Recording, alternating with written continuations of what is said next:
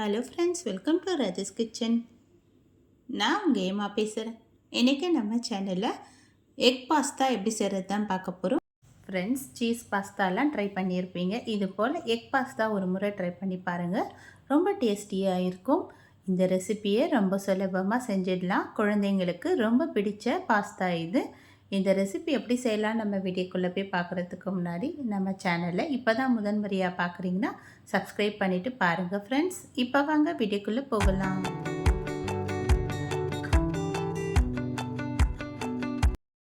Friends, இந்த egg pasta செய்கிறதுக்காக இப்போ நான் ஒரு அகலமான கடாய் வச்சுருக்கேன். இந்த பாஸ்தா நான் 2 கப் அளவுக்கு நான் இப்போ இந்த தண்ணியில் சேர்த்துக்கிறேன். இந்த பாஸ்தா வேகிற அளவுக்கு நம்ம தண்ணி சேர்த்துக்கலாம். தண்ணி சேர்த்துட்டு இது போல் நல்லா கலந்து விட்டுடலாம். இது கூடவே அரை ஸ்பூன் அளவுக்கு உப்பு சேர்த்துக்கலாம்.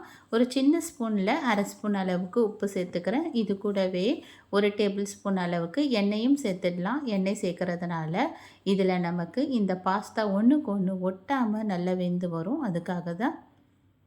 நல்லா கொதிக்க ஆரம்பிக்கிட்டோம். ஸ்டவ் மீடியம் ஃப்ளேமில் வச்சிடலாம். ஒரு 5 நிமிஷம் நல்லா கொதித்து வந்ததுன்னா போதும். இந்த பாஸ்தா நல்லா வெந்து வந்துடும். இப்போ நல்லா ஒரு 5 நிமிஷம் ஆனதுக்கப்புறம் இந்த பாஸ்தா நல்லா வெந்து வந்துடுச்சு. இப்போ இந்த பாஸ்தாவை அப்படியே தண்ணியெல்லாம் வடிச்சிட்டு ஒரு பிளேட்டில் அப்படியே ஆற வச்சிடலாம். இது நல்லா ஆறி இருக்கிற நேரத்தில் ஒரு அரை ஸ்பூன் அளவுக்கு மட்டும் எண்ணெய் சேர்த்துட்டு இது போல் கலந்து விட்டுடலாம். இது ஆறுனதுக்கப்புறமும் இது ஒட்டாமல் இருக்கிறதுக்காக இது போல் கலந்து விட்டுடலாம். இப்போ நம்ம இந்த பாஸ்தா மசாலா ரெடி பண்ண போகிறோம். அதற்காக இப்போ நான்ஸ்டிக் கடாய் வச்சுருக்கேன். நான்ஸ்டிக் கடாயில் செஞ்சோன்னா இந்த பாஸ்தா நமக்கு ஒட்டாமல் வரும். இந்த கடாயில் 2 டேபிள் ஸ்பூன் அளவுக்கு எண்ணெய் சேர்த்துட்டு எண்ணெய் கொஞ்சம் சூடானோடனே 4-5 பூண்டு இது போல் தோலை உரித்து சின்ன சின்னதாக கட் பண்ணி சேர்த்துக்கிறேன்.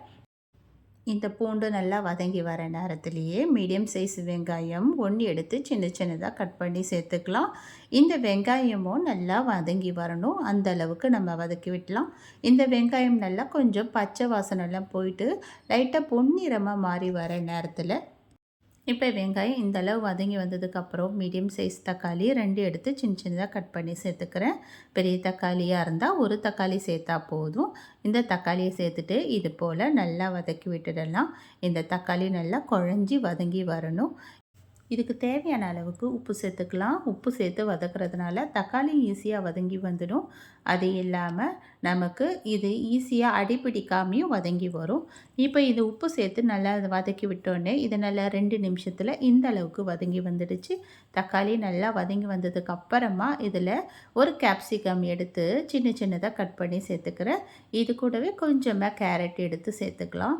இது போல் சேர்த்துட்டு நல்லா கலந்து விட்டுடலாம். உங்களுக்கு பிடித்த காய்கறிகள் இது கூட ஸ்வீட் கார்ன் இதெல்லாம் இருந்தால் கூட சேர்த்துக்கலாம். நல்லா இருக்கும். இப்போ இந்த காய்கறிகள் சேர்த்துட்டு இது போல் நல்லா வதக்கி விட்டுடலாம். இப்போ இது கூட அரை ஸ்பூன் அளவுக்கு கரம் மசாலா சேர்த்துடலாம். இது கூடவே தனி மிளகாய் தூள் 1 ஸ்பூன் அளவுக்கு சேர்த்துக்கிறேன். உங்கள் காரத்துக்கு ஏற்ற அளவுக்கு நீங்கள் மிளகாய்த்தூள் சேர்த்துக்கோங்க. மிளகாய்த்தூள் சேர்த்ததுக்கப்புறமா இது போல் நல்லா கலந்து விட்டுடலாம். ஸ்டவ் லோ ஃப்ளேமில் வச்சுட்டு இது போல் நல்லா கலந்து விட்டதுக்கப்புறமா இதில் அரை டம்ளர் அளவுக்கு தண்ணி சேர்த்துக்கலாம். இந்த கேப்சிகமும் கேரட்டும் கொஞ்சம் வெந்து வரத்துக்காக தண்ணி சேர்த்துட்டு இது போல் நல்லா கலந்து விட்டுடலாம். ஸ்டவ் மீடியம் ஃப்ளேமில் மாற்றிட்டு இப்போ நல்லா இந்த காய்கறிகள் கொஞ்சம் வெந்து வரணும். அந்த அளவுக்கு வதக்குற அளவுக்கு நம்ம ஒரு மூடி போட்டு மூடிடலாம். இது நல்லா ஒரு 2-3 நிமிஷத்துக்கு இந்த காய்கறிகள் வெந்து வரட்டும். அது அப்படியே மூடி இருக்கட்டும். இப்போ 2-3 நிமிஷம் ஆனதுக்கப்புறமா இதை நம்ம ஓப்பன் பண்ணி பார்க்கலாம். காய்கறிகள்லாம் நல்லா வெந்து வர ஆரம்பிச்சிடுச்சு. இந்த அளவுக்கு வந்துட்டு இந்த தண்ணியும் நல்லா சுண்டி வர ஆரம்பிக்குது. இந்த அளவுக்கு வந்ததுக்கப்புறமா இதில் 2 டேபிள் ஸ்பூன் அளவுக்கு ரெட் சில்லி சாஸ் சேர்த்துக்கலாம். சேர்த்துட்டு இதையும் நல்லா கலந்து விட்டுடலாம். தக்காளி நம்ம சேர்த்தோம்ல, அதுக்கு பதில் நீங்கள் டொமேட்டோ சாஸ் கூட ஆட் பண்ணிக்கலாம். ஆனால் இன்றைக்கி நான் டொமேட்டோ சாஸ் ஆட் பண்ணலை. இப்போ நம்ம இதுலேயே நம்ம பாஸ்தா வேக வச்சுருந்தோம்ல, அந்த பாஸ்தாவை எடுத்து சேர்த்துக்கலாம். ரெட் சில்லி சாஸ் சேர்த்துட்டு நல்லா கலந்து விட்டுட்டு அப்புறமா உடனே இந்த பாஸ்தாவையும் சேர்த்துக்கலாம். சேர்த்துட்டு இப்போ இது போல் நல்லா கலந்து விட்டுடலாம். உங்களுக்கு தேவைப்பட்டதுன்னா நீங்கள் இதில் கொஞ்சமாக டொமேட்டோ சாஸ் கூட நீங்கள் ஆட் பண்ணிக்கலாம். உங்களுக்கு டொமேட்டோ சாஸோட டேஸ்ட்டு ரொம்ப அதிகமாக பிடிக்கும்னா எக்ஸ்ட்ரா இதில் ஆட் பண்ணிவிட்டு அதையும் நீங்கள் கலந்து விட்டுக்கலாம். இப்போ இது போல் நல்லா கலந்து விட்டாச்சு. இது நல்லா கலந்து விட்டதில் நீங்கள் உப்பு கரெக்டாக இருக்கான்னு மட்டும் செக் பண்ணிக்கோங்க. உப்பு கரெக்டாக இருக்குதுன்னா அப்படியே ஒரு மூடி போட்டு மூடிடலாம். மூடிட்டு இதை அப்படியே லோ ஃப்ளேம்லேயே ஒரு நிமிஷம் இருக்கட்டும். ஒரு நிமிஷம் ஆனதுக்கப்புறமா இதில் நான் 2 முட்டை சேர்த்துக்க போகிறேன். முட்டை சேர்க்குறதுனால இப்போ இந்த பாஸ்தாவை கொஞ்சம் இது போல் கேப் பண்ணிவிட்டு இந்த முட்டையை சேர்த்துக்கலாம். சேர்த்துட்டு ஸ்டவ் மீடியம் ஃப்ளேமில் வச்சுட்டு இது போல் பொறுமையாக கலந்து விடலாம். இந்த முட்டை நல்லா வெந்து வரணும். இது போல் பொறுமையாக நம்ம கலந்து விட்டோம்னா கொஞ்சம் கொஞ்சமாக இந்த பாஸ்தாவோடு சேர்த்து அப்படியே நம்ம கலந்து விட்டுடலாம். நான் முட்டை சேர்க்கறதுனால இது போல் முட்டை சேர்த்துட்டு அதுக்கப்புறமா மிளகுத்தூள் சேர்க்க போகிறேன். உங்களுக்கு முட்டை சேர்க்க விருப்பம் இல்லைன்னா நம்ம ஒரு நிமிஷம் நம்ம மூடி போட்டு திறந்துல அந்த நேரம் நீங்கள் மிளகுத்தூள் போட்டு நீங்கள் ஸ்டவ் ஆஃப் பண்ணி விட்டுடலாம். நான் இப்போ முட்டை சேர்க்கறதுனால இந்த முட்டை நல்லா கலந்து வந்ததுக்கப்புறமா ஒரு 2 நிமிஷம் ஆனதுக்கப்புறம் இதில் கொஞ்சமாக மிளகுத்தூள் போட்டுக்கிறேன்.